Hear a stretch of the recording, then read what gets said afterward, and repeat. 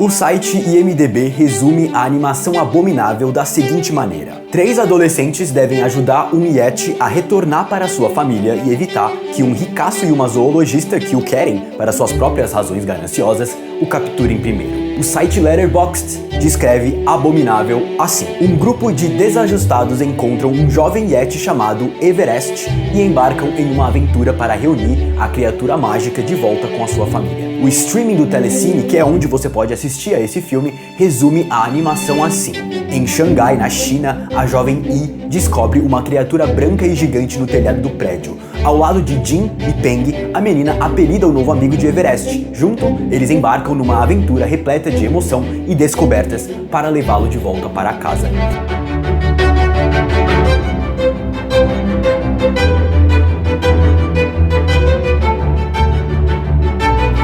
Todas essas descrições do filme estão corretíssimas. Na superfície, o que vemos é Yi e seus amigos em uma aventura linda e mágica para levar Everest de volta ao lar. No entanto, a fundação desse filme, as suas estruturas, o que segura a narrativa como um todo e nos faz conectarmos com esses personagens, é uma simples pergunta. Se eu fosse descrever Abominável para você agora, eu diria que Abominável é sobre... Queria que meu pai estivesse aqui.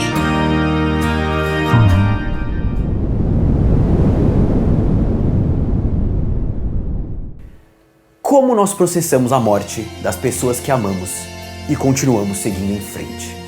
Seja bem-vindo a mais um. Olá pessoal, eu sou o Léo Wan e seja bem-vindo ao Emoções, o quadro em que eu analiso os sentimentos de personagens da cultura pop para que possamos entender melhor a eles e possamos entender, portanto, melhor a nós mesmos, para que possamos nos tornar pessoas melhores. E faz tempo que eu não faço emoções, muito tempo. Eu tava com saudade. Antes de adentrarmos aos sentimentos de Yi, eu quero falar sobre como você pode assistir a Abominável e mais de 2.000 filmes no Telecine, que é um serviço de streaming gratuitamente por 30 dias. Eu indico conferir as cinelists deles, curadas pela própria equipe. São muito bem organizadas e contam com coleções de filmes excelentes. Olha que legal algumas cinelists que eles têm no serviço. 100 filmes que todo mundo deveria assistir. Mulheres que fazem cinema. Orgulho LGBTQI+. Fé e cinema. Excelência preta. Road movies. Filmes teen. Autoconhecimento, animes e muitas outras. Clica no link na descrição e dá uma olhada, vê o que você acha e tem acesso a isso tudo experimentando gratuitamente por 30 dias. E de volta aos sentimentos de Yi. O que mais me chama a atenção em Abominável é a mensagem que o filme transmite e o momento em que eu, Léo, tô vivendo. E eu sei que muitas pessoas também estão vivendo no mundo ao longo da história, mas especialmente nesse momento em que a gente tá hoje. Olha só, a gente sabe o que ela tá passando. Ela sente falta do pai. Como Yi se sente? Yi perdeu o pai. Não vemos como ela o perdeu. Eu acho que sequer mencionam quando exatamente o pai morreu. Ela era próxima do homem e a música era o principal veículo de conexão entre os dois. Ambos transmitiam o amor de um pelo outro através da música. Eu era assim como o meu pai, mas ao invés de música, o que nos conectava era filmes, cultura pop, séries, quadrinhos, muito Star Trek. E perdeu o pai. Essa dor é tão grande. Saber que ela não o veria mais, não teria mais como trocar com ele. Que ela não escutaria mais a sua música e nem ele a dela. Rasga o coração da Yi em milhões de pedaços e essa é uma dor que apenas quem vive sabe como é. A dor do fim da esperança. Eu quero falar brevemente sobre esperança.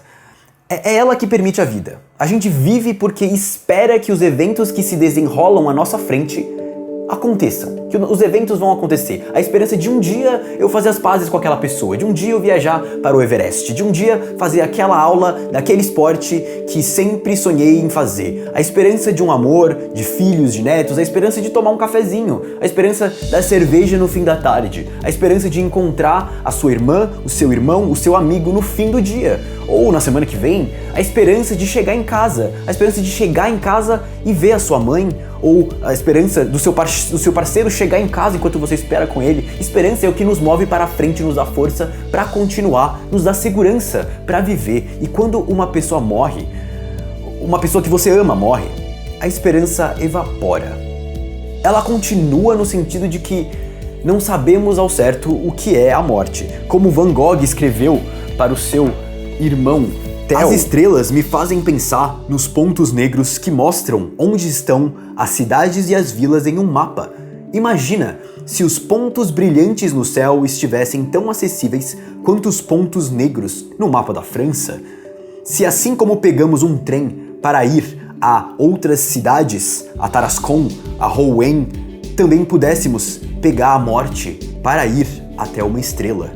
Não me parece impossível que a cólera, a tuberculose e o câncer sejam meios de transporte celestes, assim como barcos a vapor e trens são meios de transportes terrenos. Nesse sentido, a esperança continua. Eu tenho esperança de reencontrar o meu pai um dia. Não desse jeito. Não em um cafezinho expresso na livraria ou na padaria rosa, perto de casa, como a gente fazia. Não conversando sobre Spock, Kirk, Picard, a Frota Estelar ou sobre yoga e as fáscias, enquanto a gente caminhava pelas ruas perto da Avenida Paulista. Mas eu vou ver ele de algum jeito. Essa esperança ainda existe, de encontrar ele sob uma outra natureza. Mas a esperança de reencontrá-lo, como eu tô acostumado, evaporou. E aceitar isso, a dor do fim dessa possibilidade, é insuportável. Me dilacera, meu peito dói só de estar falando isso aqui, sobre isso. E eu sei que é essa dor que a Yi sente. Ela perdeu seu pai, ela perdeu a esperança de reencontrá-lo do jeito que ela tá acostumada. Ela tá diante de uma dor imensa no início do filme. E ela se vê incapaz de se conectar com as pessoas que ama e que ainda estão ao seu lado fisicamente, a sua mãe e a sua avó. A dor do que ela perdeu ofusca o amor que ainda existe em sua vida. E abominável é a jornada de cura dessa menina, a jornada para compreender que o seu pai se foi, mas ele ainda vive de muitas maneiras e ele ainda vive no todo. Ele continua brilhando em sua música.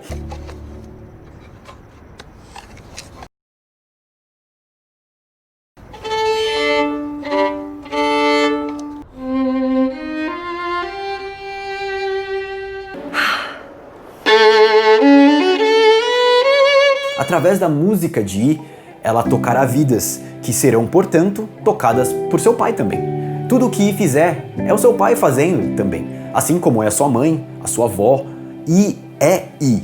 E é também todas as pessoas que ela já amou e que a amaram. E perceber isso é o amadurecimento de Yi ao longo do filme. Ao longo do filme, no final, ela acaba se conectando com Peng e Jin, ela se conecta com a mãe e a avó, e ela se conecta com Everest.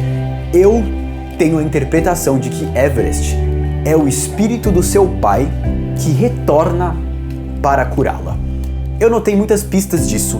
Eles eram do meu pai. Ele colecionava cartões postais dos lugares aonde queria levar a gente. E eu tenho certeza de que tem mais. Mas o Everest é quem guia a Yi exatamente no caminho e nos lugares que o pai O quê? dela queria levá-la. Não pode ser. A gente passou por todos esses lugares. Everest, logo no início do filme, reage à música de Yi. Meu pai tocava pra mim e eu me sentia melhor.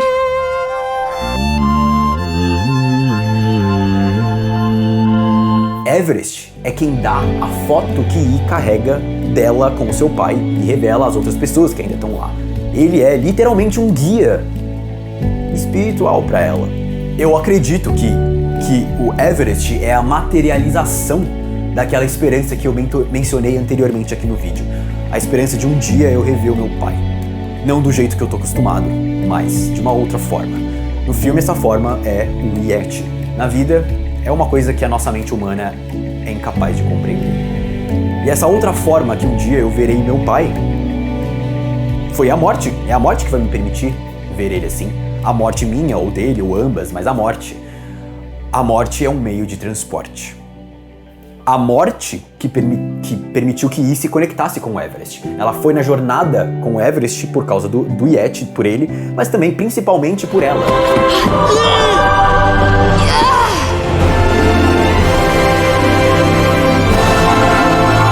levou Everest de volta para casa, literalmente, e Everest levou E de volta para casa, emocionalmente.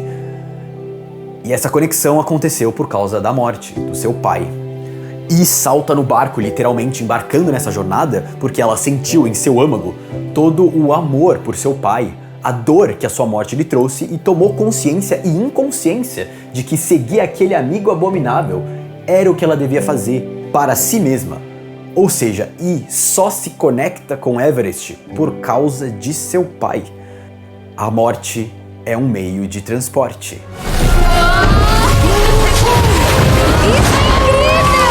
Isso é impossível! Vai lá, reverência! E finalmente, o filme começa e perdeu seu pai. Que tal você tocar um pouquinho de violino pra gente depois do jantar? Lembra que você gostava Mãe, de... não dá. E ao longo do filme, ela encontra o pai que foi perdido e ela cresce por isso.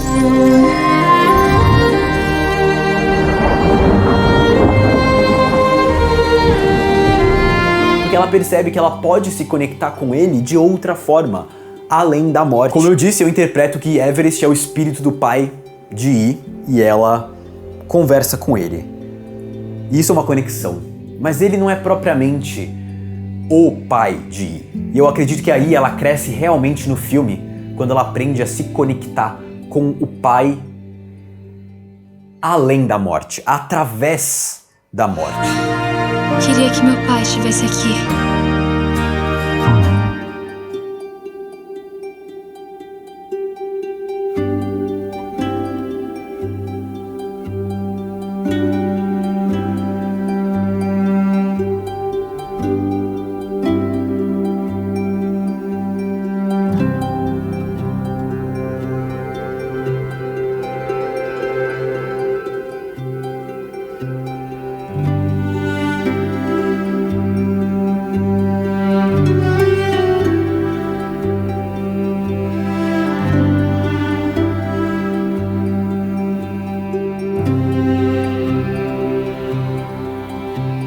E é nesse processo que eu tô atualmente. Eu tô aprendendo a me conectar com o meu pai e continuar trocando com ele, mesmo além da morte. E isso é algo meio inexplicável que eu tô vivendo e tá doendo. E ao mesmo tempo é tanto amor. Você perceber que você continua trocando com a pessoa que já se foi.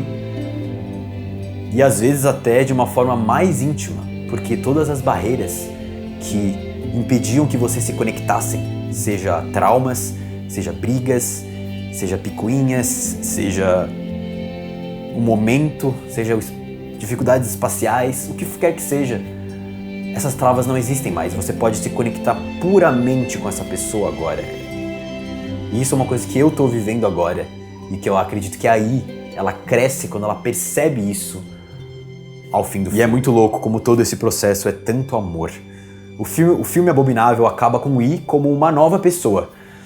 Ou melhor, uma versão dela que compreendeu a perda, compreendeu que o seu pai continua e que percebeu-se capaz de agora amar de uma maneira ainda mais plena, pura, as pessoas em sua vida. O amor do pai de I, o amor além da vida do pai de I, lhe dá agora a possibilidade de amar além do que ela imaginava em vida.